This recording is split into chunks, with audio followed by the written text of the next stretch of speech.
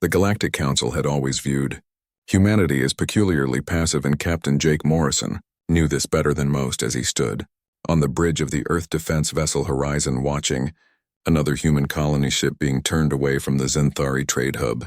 The massive vessel, carrying 3,000 colonists and their supplies, hung in the outer lanes like a forgotten toy, while sleek alien ships passed through the docking gates without even slowing down. This was the fourth time this month that human vessels had been denied basic services, and Jake felt the familiar burn of frustration in his chest.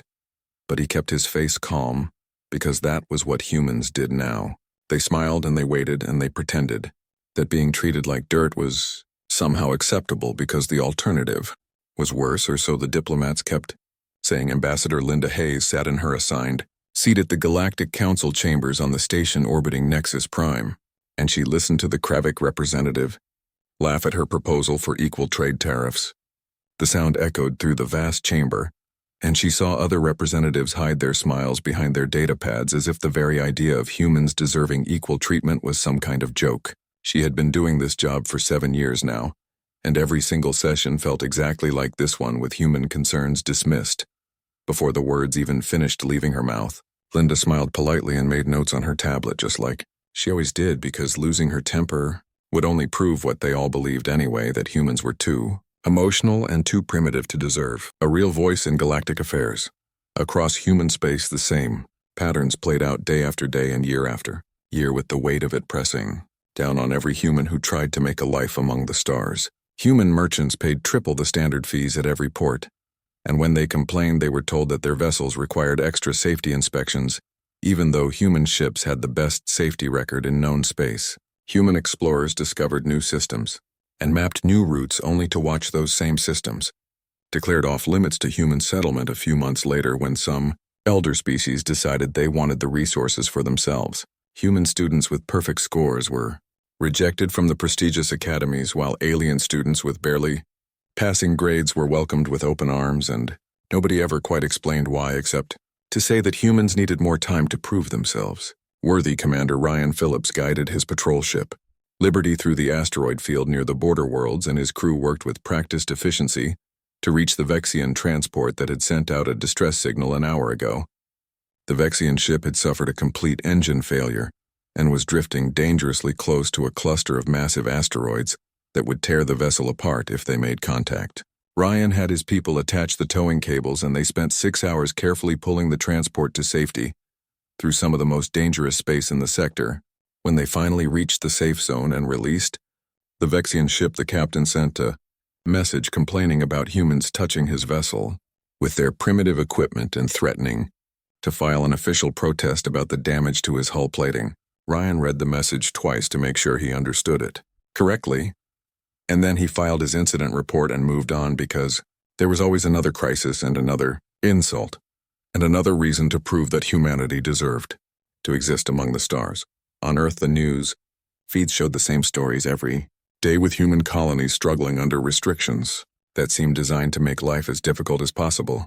New farms were declared environmental hazards and shut down. Medical facilities were cited for using unapproved procedures, even when those procedures saved lives. Schools were ordered to follow alien curricula that taught human children they came from an inferior species.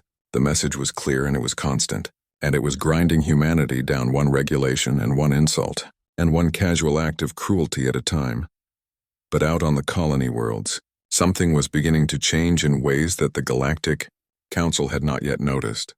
Helen Brooks stood in the administration building on New Dakota and read the evacuation order for the third time, hoping that somehow the words would change or make sense, but they never did.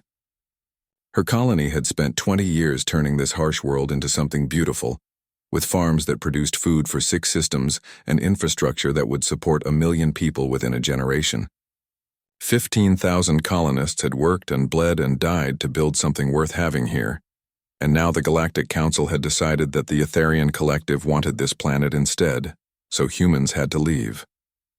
The order gave them 30 days to pack up and abandon everything they had built, and there was no compensation and no appeal and no recognition of the fact that this was theft on a massive scale. Helen sent an emergency transmission to Earth, but she already knew what the response would be, because it was always the same response. The diplomats would file a protest and the council would promise to review the matter, and months would pass before they announced that the Etherians had a stronger historical claim or some other nonsense that meant humans lost again. She looked out the window at the fields where colonists were harvesting grain, and she thought about all the families who would lose their homes, and she felt something shift inside her chest. It felt like a door closing and another door opening, and she realized that she was done asking for permission. She was done waiting for fairness. She was done pretending that patience would eventually be rewarded. Across human space, other colony directors and ship captains and ordinary people were reaching the same conclusion at roughly the same time. The teacher on Armstrong Colony who watched alien students mock her human pupils. The doctor on Titan Station who was denied access to medical supplies because humans were low priority. The engineer on the commercial transport who was paid half what his alien co-workers earned for the same work. The miner on the asteroid base who was passed over for promotion for the 15th time. Every single one of them felt that same shift, like a string pulled too tight, finally reaching its breaking point. The Galactic Council had mistaken patience for weakness, and they had mistaken tolerance for acceptance, and they had somehow convinced themselves that humans would endure anything rather than fight back. They had forgotten that humans came from a world that had tested them in every possible way, and that peaceful people are often the most dangerous when they finally decide they have had enough. The galaxy was about to learn this lesson, and it was going to be taught in a way that nobody would ever forget. The attack on the colony transport Mayflower happened on a Tuesday morning, and it changed everything in ways that nobody could have predicted, but everyone should have seen coming. The unarmed vessel was carrying 800 colonists from Earth to a new settlement in the frontier sectors, and among those colonists were 200 children who had never seen anything but peace in their short lives. The ship was passing through neutral space under full transponder identification when 6 Draxian raider vessels dropped out of faster-than-light travel and surrounded it like wolves circling prey. The Mayflower sent out a distress signal that reached 17 different stations and 4 different military outposts, but the closest help was 3 days away, and everyone knew that 3 days might as well be 3 years when raiders were involved. Captain Jake Morrison received the distress call on the horizon, and he felt something cold settle into his stomach as he read the details. The Draxians had taken the ship and they were demanding ransom, and they had already transmitted a video showing colonists in restraints to prove they meant business. Jake immediately sent a priority message to Earth Command requesting permission to respond, but he already knew what the answer would be, because he had been through this exact situation twice before. The Galactic Council had strict protocols about military action in neutral space, and humans were expected to follow those protocols, even when other species ignored them completely. Earth Command sent back the expected response, within an hour telling Jake to maintain position and wait for Council authorization before taking any action. Jake looked at that message for exactly 10 seconds before he deleted it and started giving orders to his crew. He opened secure channels to every human vessel within 20 light years, and he sent a simple message that said the time for waiting was over. The response came back faster than he expected, with 6 ships confirming they were changing course to rendezvous at his position, and not one of them asked for authorization, because they all understood that something fundamental had shifted. Commander Ryan Phillips brought the Liberty in first, and his face on the view screen showed the same cold determination that Jake felt burning in his own chest. They were done asking permission to save their own people. The planning took 8 hours because they only had one chance to get this right, and if they failed, then every human in the raider outpost would die. Jake knew the Draxians, and he knew how they operated, and he knew that they would kill hostages the moment they realized they were under attack. The 7 human ships worked out an approach vector that would bring them in from the blind side of the outpost, and they synchronized our faster-than-light drives to arrive at exactly the same moment. Ryan suggested using electronic warfare to blind the radar sensors, and Lieutenant Steve Hayes from the Tactical Division proposed a boarding strategy that would hit 3 points simultaneously. To divide the defender response, they dropped out of faster-than-light travel exactly on schedule, and the Draxian outpost had maybe 5 seconds of warning before human ships were on top of them, like a hammer coming down on glass. Jake opened a direct channel to the raider commander and gave him one chance to surrender peacefully and release all hostages unharmed. The Draxian laughed, and then he killed 3 hostages right there on the video feed, just to show that he was serious about not being intimidated by primitive humans. Jake closed the channel and gave the order that everyone had been waiting for. What happened next would be studied in military academies for generations as an example of perfect tactical execution combined with absolute ruthless efficiency. Human Marines breached the outpost at 3 locations simultaneously using cutting charges that the Draxians never saw coming. The raiders tried to fall back to defensive positions, but human soldiers were already there waiting for them, because someone had hacked their security systems and knew exactly where everyone was located. The Draxian commander tried to activate the explosive charges they had planted throughout the hostage area, but found that the detonators had been disabled remotely about 3 minutes before the assault began. The entire operation from first breach to final all clear took 17 minutes, and when it was over, every single colonist was recovered alive while every single raider was either dead or in custody. Jake stood on the bridge of the horizon and opened a channel directly to the Galactic Council headquarters. On Nexus Prime, he knew that what he said next would either change everything or end his career, but he found that he did not care about his career anymore. His face was calm, but his eyes carried the weight of 70 years of accumulated frustration and disrespect, and he spoke in a voice that was steady and clear and absolutely final. He told them that humanity had recovered their people, and that the raiders no longer existed, and that human forces were withdrawing to human space. He told them that humanity would no longer wait for council justice when human lives were at stake, and he told them that the age of asking permission was over. Then he closed the channel before anyone could respond because he was done listening to speeches about protocols and procedures from people who had never cared about human safety. On Earth, the news spread faster than light itself could travel, because every human ship and every human station and every human colony received the transmission simultaneously. Ambassador Linda Hayes was in her apartment preparing for another pointless council session when her secure communicator started buzzing with emergency alerts. She watched the recording of Jake Morrison 3 times and then she started crying. Not because she was sad, but because she felt something that humans had not felt in 3 generations. She felt hope mixed with pride and vindication, and the absolute certainty that everything was about to change. The Galactic Council summoned her within an hour, and she arrived at the council chambers to find complete chaos waiting for her. The Kravik delegate who had mocked her so many times was standing in the center of the floor, demanding that humanity be sanctioned immediately for unauthorized military action.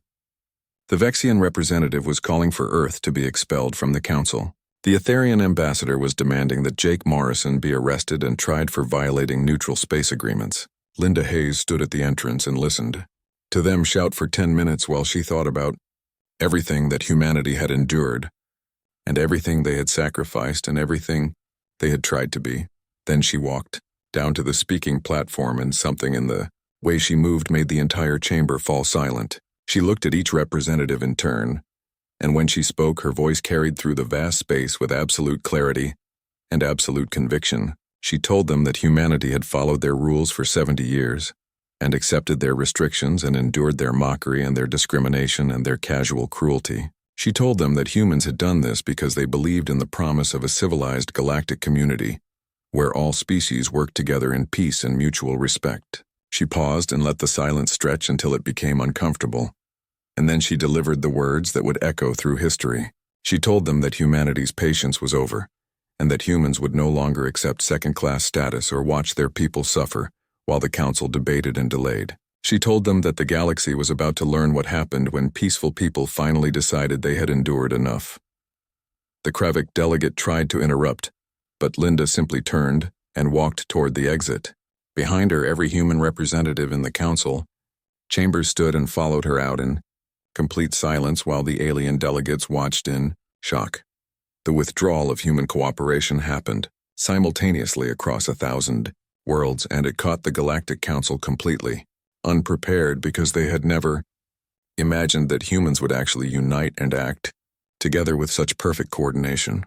Every human merchant and scientist and engineer and diplomat received the same encrypted message at exactly the same moment, and the message was simple enough that nobody could misunderstand it.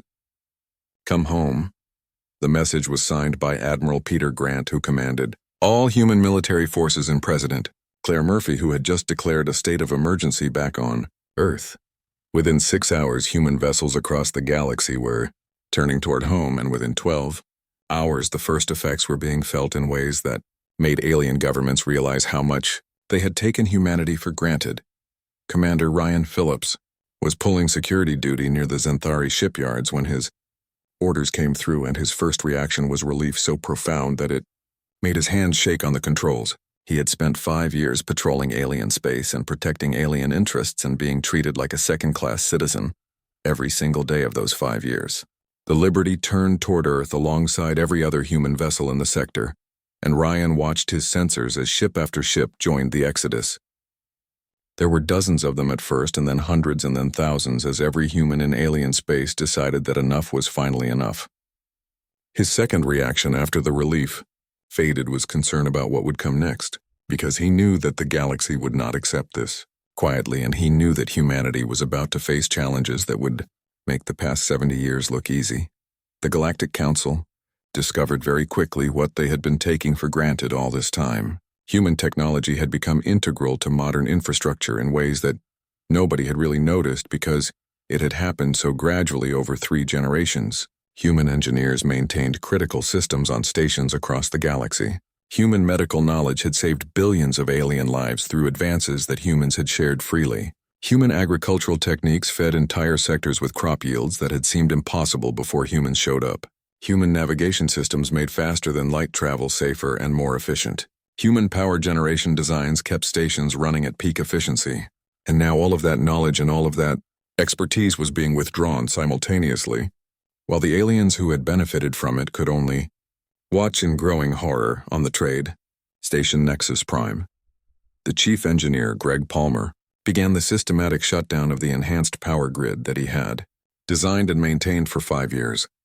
The station administrator, who was a Vexian named Thex, came running into the engineering section, demanding that Greg remain at his post and continue his work. Greg looked at him with an expression that made Thex actually take a step backward, and then Greg spoke in a voice that was very calm and very final. He told Thex that he had been paid 70% of standard wages for 5 years, while doing work that nobody else on the station could do. He told him that he had worked double shifts and triple shifts because Thex had refused to hire adequate staff.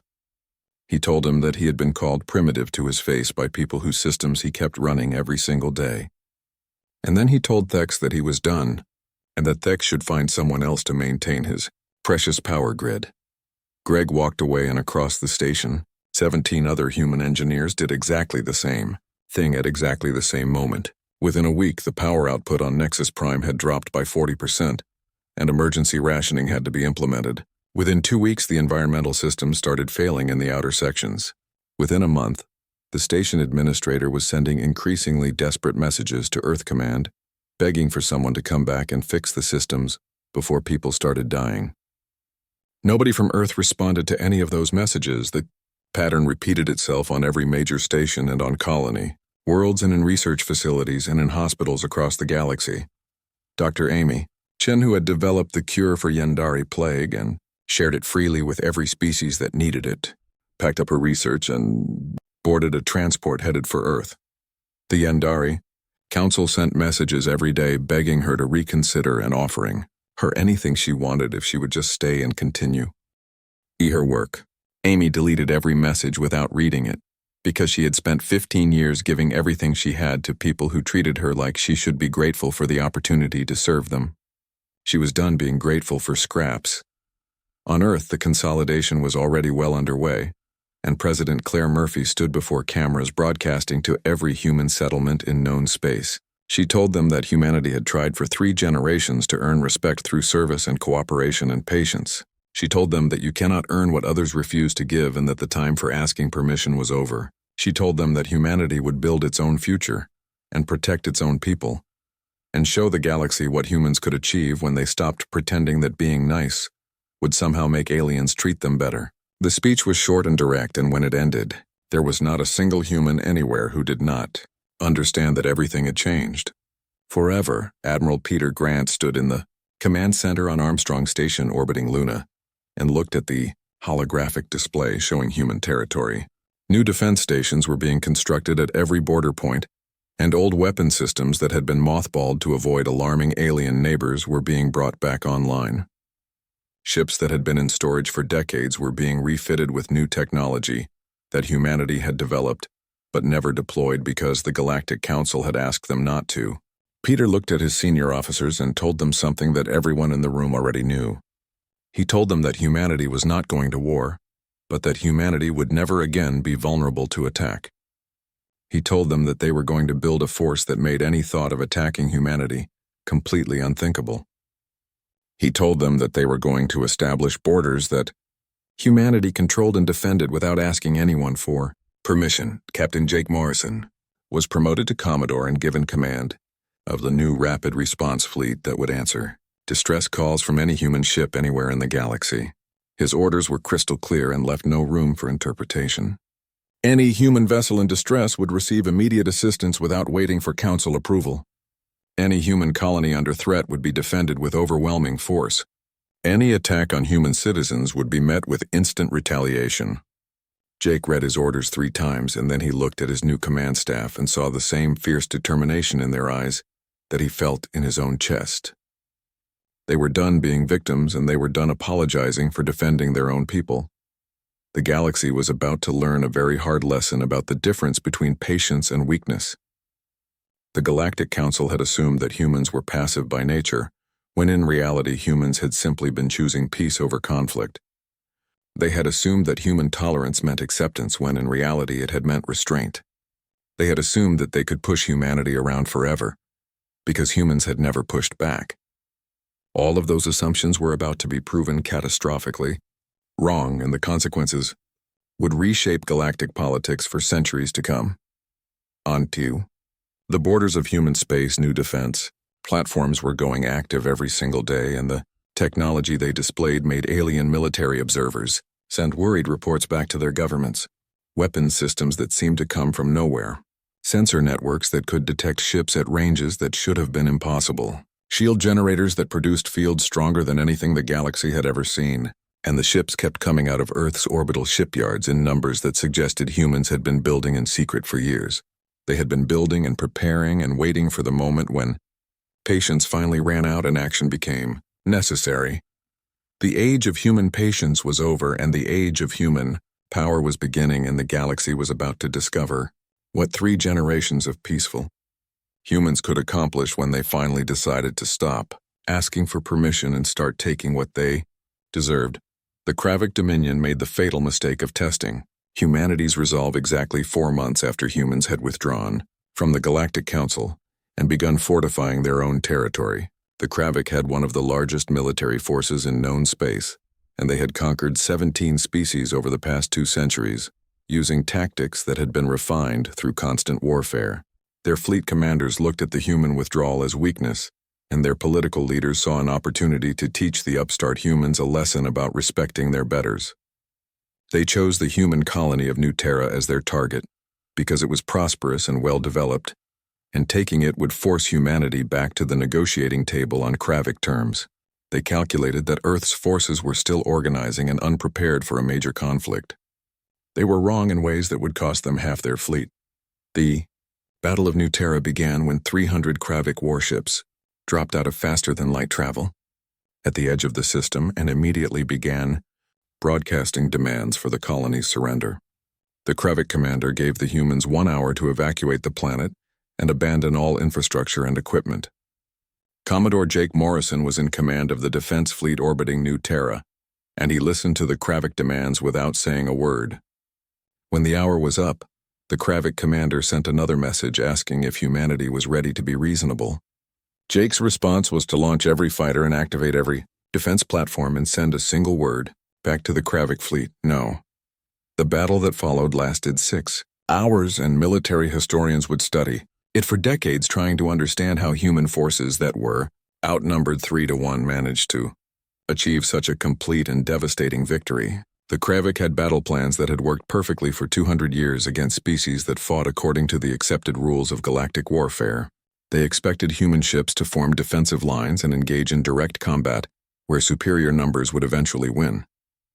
Instead, human vessels scattered in what looked like complete chaos, and the Kravik commanders smiled because they thought the humans were panicking. They did not realize they were watching a carefully coordinated strategy until it was far too late. Human ships moved in patterns that seemed random until suddenly they converged from 6 different directions on a single Kravik battle group and tore it apart in 90 seconds before scattering again. Weapons fire came from angles that should have been impossible because human fighters were using the planet's gravity well to slingshot themselves into attack positions that no sane pilot would attempt. Electronic warfare systems that humanity had developed but never used in combat suddenly activated and blinded Kravik sensors across the entire fleet. The Kravik tried to adapt, but every time they adjusted their formation, the humans hit them from a new direction with tactics that seemed to come from nowhere. Admiral Peter Grant had designed this strategy over months of careful planning, and he had based it on one simple principle that the Kravik had forgotten. Humans came from a world where they had spent thousands of years fighting each other with ever more creative and deadly tactics. Humanity knew more about warfare than species that had been conquering their neighbors for centuries, because humans had been perfecting the art of killing each other since they learned to pick up rocks. Every human ship captain had studied battles from Earth's history and learned lessons written in blood across 1,000 years of human conflict. The Kravik were about to get a very expensive education in why peaceful species are often the most dangerous. The turning point came when the Kravik attempted their traditional overwhelming assault, where they concentrated their entire remaining fleet for one massive strike against the human defensive positions. It was the same tactic that had worked against every other species they had ever fought. Admiral Peter Grant had been waiting for this moment and had prepared for it specifically. The human ships fell back in what looked like a retreat, and the Kravik fleet surged forward in pursuit, thinking they had finally broken the human defense. Then they flew directly into a trap that had been set up the moment the battle began. The space around New Terra erupted with weapons fire from platforms that had been silent and invisible until that exact moment. Mines that had been deployed in carefully calculated patterns detonated in sequence, creating a wave of destruction that tore through the Kravik formation. Human ships that had been retreating suddenly reversed course and attacked from behind, while fresh squadrons that had been hiding in the planet's shadow came up from below. The Kravik fleet that had been hunting what they thought was prey suddenly found themselves surrounded and being systematically destroyed by forces they had not even known were there. Lieutenant Commander Steve Hayes sat at his tactical station on the horizon and watched the enemy formation dissolve in real time on his displays. The Kravik were trying to retreat, but human ships were already blocking every escape route and picking off stragglers with ruthless efficiency. Steve reported to Jake that the enemy was attempting to withdraw and asking for terms. Jake's response was cold and final. He told Steve to let the damaged vessels go, but to destroy any ship that fired another shot. Then he told Steve to broadcast a message to the Kravik commander on all frequencies so T had everyone in the system could hear it. Jake's message was short and direct and left no room for misunderstanding. He told the Kravik commander to take his remaining ships home and tell his government that New Terra was off limits. He told him that every human world was off limits. He told him that the age of pushing humanity around was over, and that any future attacks on human territory would be met with overwhelming force and total destruction. He told him that humanity had been patient for 3 generations, but that patience was not weakness and tolerance was not surrender. Then he cut the transmission and watched as half the Kravik fleet limped away toward home while the other half stayed behind as debris and wreckage, and a very clear warning to anyone else who thought humans were easy targets. The Galactic Council convened an emergency session within hours of receiving news about the battle, and Ambassador Linda Hayes received their urgent summons demanding her immediate presence. She was back on Earth and had been for months, and she looked at the summons for about 5 seconds before deleting it. Instead, she sent a junior diplomat named Paul Martinez with a recorded message from President Claire Murphy.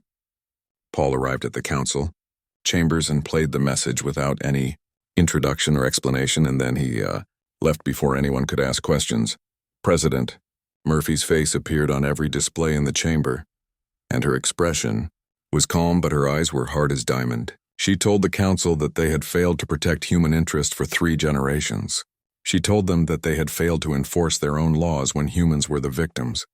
She told them that they had enabled discrimination and theft and violence against human people, while demanding that humans show restraint. She told them that humanity was withdrawing its membership from the Council permanently. She told them that Earth would establish its own territories and defend its own people, and forge its own path forward. She told them that they were welcome to establish diplomatic relations with humanity on equal terms, but that humans were no longer interested in being anyone's subordinates or second-class citizens. The message ended, and the Council chambers erupted in chaos with representatives shouting and demanding responses and threatening sanctions. But there was no human left in the building to hear them because Paul had already boarded his shuttle and departed for Earth. The Galactic Council could shout at empty air all they wanted, but humanity was done listening to speeches from people who had never cared about human welfare. On the borders of human space, construction continued at a pace that shocked every military analyst who studied the reports. Defense stations appeared seemingly overnight, equipped with technology that made the Kravik fleet look primitive by comparison. Sensor networks mapped entire sectors in detail that the Council's best systems could not match. Weapons platforms that could track and destroy targets at ranges that should have been impossible. And the ships kept coming with new designs and new capabilities that suggested humanity had been holding back for decades. They had been holding back, and now the restraints were off, and the galaxy was seeing what humans could build when they stopped asking permission and started building what they needed. The news of the Battle of New Terra spread across the galaxy faster than light itself, and every species that had dismissed humanity as primitive and weak suddenly found themselves reevaluating that assessment. The Kravik Dominion that had seemed invincible just days ago had lost half its fleet to a human force, 1/3 its size. The message was clear and impossible to ignore. Humanity was not weak, and humanity was not passive, and humanity was definitely not going to tolerate being pushed around anymore. The age of taking advantage of human patience was over, and the age of treating humanity with respect had begun, whether the galaxy liked it or not. 2 years after humanity's withdrawal from the Galactic Council, the balance of power in known space had fundamentally shifted in ways that nobody could have predicted when this all began. Human space now encompassed 67 settled worlds and twice as many resource operations scattered across sectors that humanity had claimed and fortified. The Earth Defense Forces had become the most technologically advanced military in the galaxy, and more importantly, the most willing to actually use that technology when human interests were threatened. For the first time since humans had reached for the stars, their people were truly prospering without constant interference and discrimination from species that had once treated them like unwanted children. Admiral Peter Grant stood in the command center on Armstrong Station and looked at the holographic display that showed human territory stretching across vast reaches of space. The territory had tripled in size over 2 years through a combination of colonization and treaties with smaller species that had also suffered under Council dominance. Every human colony was thriving now, without the burden of triple fees and arbitrary restrictions. Trade flowed freely between human worlds. Resources were developed for human benefit. And most importantly, human citizens could live their lives without fear of being treated as inferior by arrogant aliens who thought age meant superiority. A Galactic Council delegation had been requesting a meeting for 6 months, and Peter had made them wait because humanity operated on human schedules now. When he finally agreed to meet them, the delegation included representatives from every major power, including the Kravik who had learned their lesson at New Terra. They arrived on Armstrong Station with all the pomp and ceremony they thought their positions deserved. But Peter kept them waiting in the diplomatic suite for 3 hours before he bothered to show up. When he finally entered the room, his uniform was crisp and his expression was completely neutral, and he sat down without offering any of the traditional greetings that Council protocol demanded. The Kravik delegate, whose name was War Leader Thren, spoke first because the Kravik always assumed they should speak first. He told Admiral Grant that the Council wished to discuss terms for humanity's return to the galactic community. Peter looked at him for a long moment, and then he smiled without any warmth reaching his eyes. He told Thren that humanity had absolutely no interest in returning to a body that had treated humans as second-class citizens for 3 generations. He told him that humanity had moved on and built something better, and that the Council's approval was no longer required or desired. Ambassador Linda Hayes sat Beside Peter, and she had been named Secretary of State in the new human government after her years of service trying to make the council listen to human concerns. She leaned forward and told the delegation that humanity was willing to establish bilateral relations with species that showed proper respect. She told them that Earth would consider trade agreements and defense pacts and cultural exchanges, but only on equal terms where human interests were treated with the same importance as alien interests. She told them that the age of humans begging for scraps was over, and that any future relationship would be based on mutual benefit and mutual respect. The Vexian representative, whose species had been particularly dismissive of humans over the years, interrupted to say that humanity could not simply claim territory and expect recognition. He said there were protocols and procedures that had to be followed. Linda's expression hardened, and she told him that those were the same protocols that had somehow never protected human interests when it mattered. She told him that those were the same procedures that had been used to justify stealing human colonies and denying human rights. She told him that humanity was done with protocols that only seemed to apply when they hurt human interests. She told him that human territories were established and defended and recognized by the species that actually mattered, and that whether the Council accepted this reality was completely irrelevant to human planning. Over the next 3 hours, the reality of the new galactic order became clear to the delegation. Humanity had built alliances with dozens of smaller species who had also suffered under Council dominance. The Zenthari shipbuilders had signed an exclusive trade deal with Earth after their infrastructure collapsed without human engineers. The Yandari, who desperately needed access to human medical research, had become humanity's closest allies and trading partners. The Torvian miners, who had been exploited by the Council for centuries, now worked with human corporations on fair terms. A new power block was forming in the galaxy, and humanity was at its center, and the old Council powers were discovering that their authority only extended as far as species were willing to accept it. Commodore Jake Morrison now held the rank of Admiral and was responsible for training the next generation of fleet commanders at the new military academy on Mars. He taught a doctrine that was simple and direct, and based on hard lessons learned over 3 generations of human experience in space. He told his students that humanity did not seek war, but would never hesitate to defend human people and human interests. He told them that humanity did not seek domination, but would never again accept subjugation from anyone. He told them they were the guardians of a species that had learned patience the hard way, and had finally learned that peaceful does not mean helpless and tolerant does not mean weak.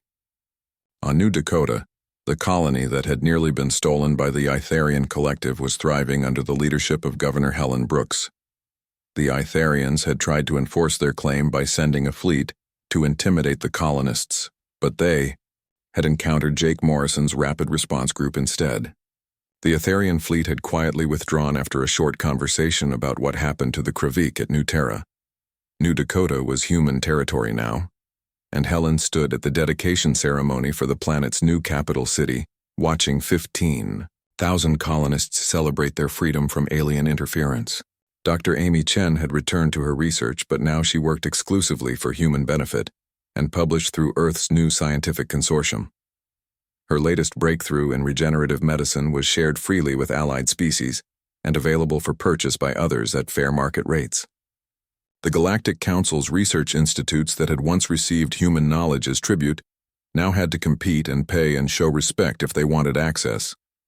Amy had refused 3 delegations from the Yandari Council before finally agreeing to meet them, and when she did, she made her terms very clear. She told them she had spent 15 years sharing her work freely and receiving condescension in return. She told them that her research now served humanity first, and that if they wanted access, they would pay market rates and show proper respect, and accept that humans were equals, not servants. Captain Ryan Phillips had been promoted again, and now commanded a joint task force that included ships from Earth and the Zenthari and the Yandari. They were hunting pirate groups that had terrorized the frontier sectors for years because the Council had never cared enough to stop them. The pirates had learned very quickly that human-led forces did not follow the old rules that had made piracy profitable. Humans did not negotiate with pirates. Humans did not accept bribes. Humans did not worry about political considerations when eliminating threats to civilian shipping. The pirates either surrendered immediately or they died, and word spread fast that the frontier was no longer a safe place for criminals. Piracy in human-allied space dropped by 80% within a year, and merchant traffic increased by 200% as ships that had avoided the region for decades suddenly found it safe to operate there. The economic benefits flowed to every species in the Alliance, and suddenly planets that had been ignored by the Council were prospering under human protection. President Claire Murphy addressed the Assembly of Human Worlds in a speech that was broadcast to every human settlement and every allied species. She told them that humanity's ancestors had dreamed of a united galaxy where all species worked together in peace and equality.